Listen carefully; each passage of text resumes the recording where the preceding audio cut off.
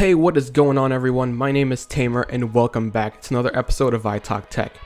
Now in today's video, I'll be giving you 10 tips and tricks and possibly hidden features that you may have not known about on the iPhone 7 and 7 Plus. Some of these tips and tricks are iPhone 7 exclusive and 7 Plus exclusive only because they have specific hardware that other iPhones don't have. But most should be compatible even if you are just getting an iPhone 6s but are upgrading to iOS 10. Now I understand, some of you may know most of these things already, but there are others out there who don't know, and there's others out there who are just getting their first iPhone.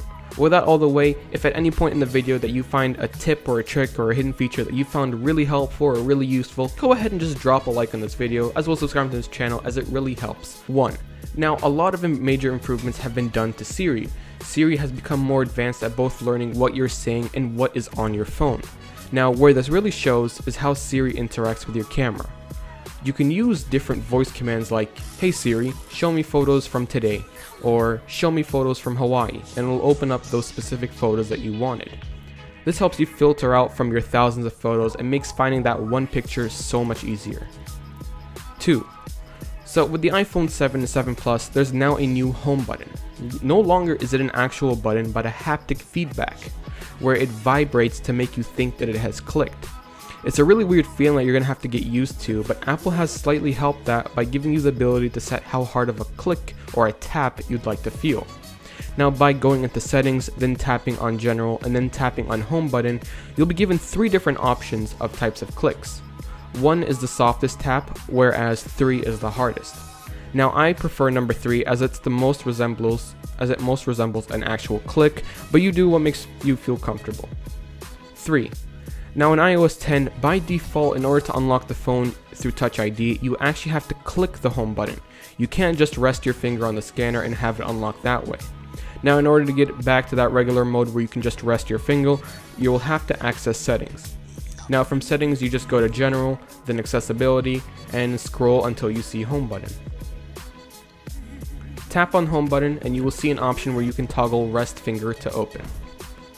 4. Now if you're anyone like me, you have 16,000 plus unread emails, so filtering between read and unread emails gets a little hectic. Okay, I understand some of you guys don't have 16,000, some may have 1,000, some may have 50. I know I'm crazy, I guess every person with spam wants to email me, so that's why I have 16,000. But there's an easy way to filter through the read and unread emails. Now if you use the stock mail app, there's a little button on the bottom left corner that will only show you unread emails, making your life 100 times simpler.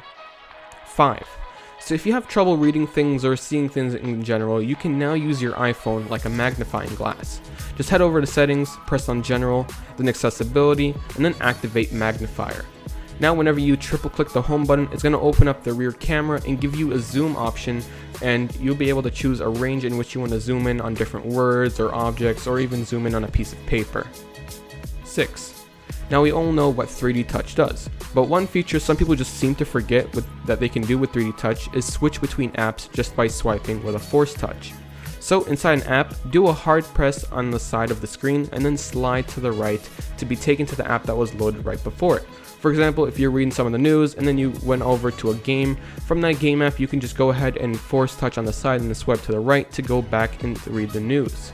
Now if you don't swipe and just let it hold there, it will show the entire app switcher. That way you can choose any app that you want to open that you've had previously open. 7. So when you finally set up all your emails, your text, your Snapchat, your Instagram, and every other app that wants to constantly send you 1,000 notifications per second, it's going to be hectic. You're going to have tons of notifications, and it's not really that easy to clear all of them at the same time. Well, now there is an easy way to clear all of the notifications at once, and that's by 3D touching the little X that's found in the notification panel and clicking clear all notifications. Now you don't have to swipe for 3 years possibly to finally get rid of all your notifications. 8.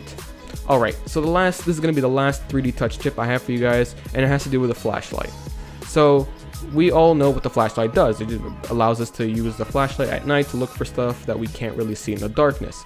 But before, the flashlight only had one setting. It would go at bright. You couldn't really change the brightness of the flashlight for different situations. Well, now you can. When you swipe up from the bottom of the phone to access control panel, there is the button to turn on the flashlight.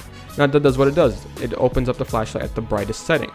But if you 3D touch that button, you can now select how intense of a light you want. You can now choose from light to medium to bright. 9. So if you're in a group chat or just have a ton of conversations, you likely get a ton of useless pictures. I mean, I get tons of GIFs, memes, you name it, I get all types of pictures. And the problem with this is that every time you get one of those, your phone downloads them to your space and it takes up a ton of space. So now there's an option where you can download pictures from text in lower quality. Just go to settings, head down to messages, and then scroll down until you see the option of low quality image mode. Select that, and now every picture you will receive will be converted to a low quality to save space on your phone. 10. Last but not least, if you find yourself in Apple Maps looking at a destination like the airport or some type of restaurant, you can now request an Uber or a Lyft directly from the Maps app. Just find the place you're looking for, press navigate, and then it will show you a couple of options on the bottom. It's going to show you how to get there if you were to drive, if you were to walk, or to use public transportation. But there's now a new ride option that will show you Uber and Lyft prices and allow you to book and get driver information right from the Maps app. So that wraps up the 10 tips and tricks and hidden features for the iPhone 7 and 7 Plus. If you enjoyed this video and found it helpful, smash that like button below as well as hit that subscribe button. But I'll see you guys in the next one. Peace.